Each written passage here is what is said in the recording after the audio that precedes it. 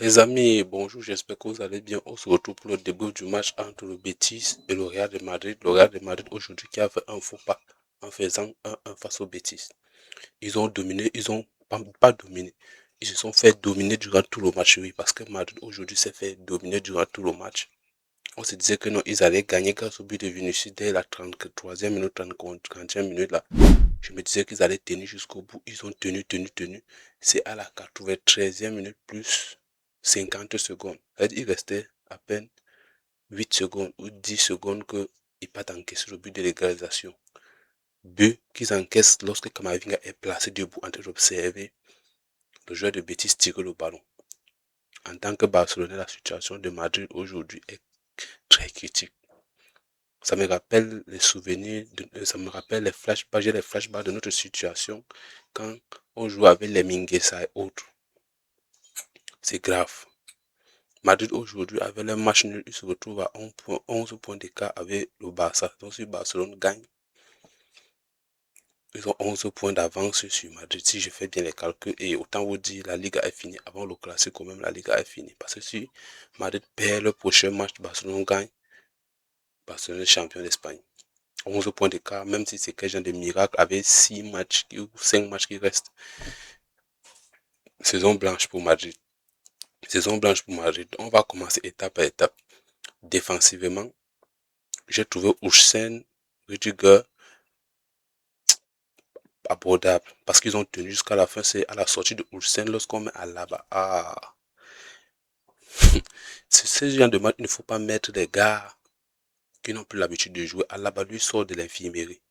Alaba n'a plus le rythme dans les pieds. Vous partez le mettre vers la fin dans une intensité folle comme Betis mettait aujourd'hui. Je vous assure, Betis a une maîtrise de balle au milieu exceptionnelle. Puis j'ai trouvé ce Betis à l'aise, balle au pied au milieu de terrain. Ils avaient juste des problèmes de finition. Donc sur l'avant-dernier geste, l'avant-dernier geste et le dernier geste, si vous assurez aujourd'hui, si ils avaient des bons finisseurs, Madrid encaissait. C'est grave. La situation du milieu de Madrid, c'est vraiment écœurant. Parce que si on me dit que ce sont des joueurs qui ont eu à gagner la Ligue des Champions qui sont au milieu, Valverde, euh, euh, Kamavinga, Valverde, euh, Valverde, excusez-moi, euh, comment on l'appelle, Bellingham. Ils étaient au milieu aujourd'hui, on avait Vinicius Mbappé devant. Et vous avez dit le milieu aujourd'hui était pitoyable. L'absence d'Adagula s'est fait ressentir cash. Quand je vous dis que ne regardez pas seulement les blessés du côté de Barcelone, regardez aussi les blessés du côté de Madrid. Cette fin de saison risque d'être très très dangereuse pour les deux clubs.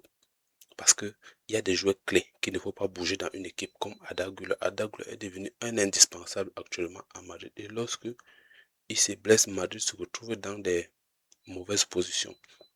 Aujourd'hui, moi personnellement, Madrid perdait parce qu'ils n'ont pas sorti un bon football. Bon, bref, depuis le début de la saison même, ils ne sortent pas un bon football. Quelques matchs, quand Mbappé est absent. Mais quand Mbappé est là, comme on retombe dans nos travers comme d'habitude. Madrid devient guesse. Ils ont fait le match nul. Merde, les gars. Vers la fin du mois, en tant que Barcelonais, j'ai jubilé. J'étais là prêt à saboter Betis pendant mon début. J'étais en train de prêter mon équipement pour saboter Betis. Mais il a fallu que ce gars de Isco à Alarson, comme Nicky Larson, parce que je l'appelle Isco à Alarson, mette sa patte, domine le milieu. Il a montré à ce petit comment un milieu de terrain joue, comment un milieu du niveau de Madrid doit jouer.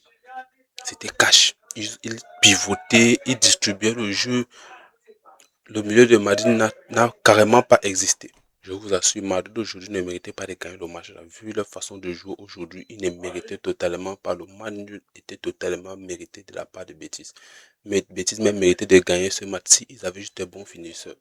Anthony, il lui manque quelque chose pour atteindre ce niveau de grand joueur, ce niveau, mais techniquement, ouf, il a effrayé Mendy tout le match. Mendy n'avait pas le courage de venir sur lui. On dit que Mendy, tantôt, il c'est un gros barreur. Mais moi, j'ai vu un défenseur fuyard qui fuit le duel. Il passe autant à reculer.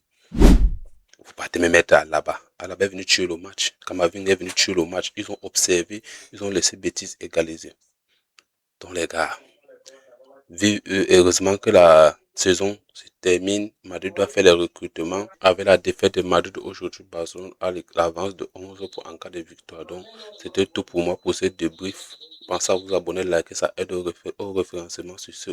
Prenez soin de vous.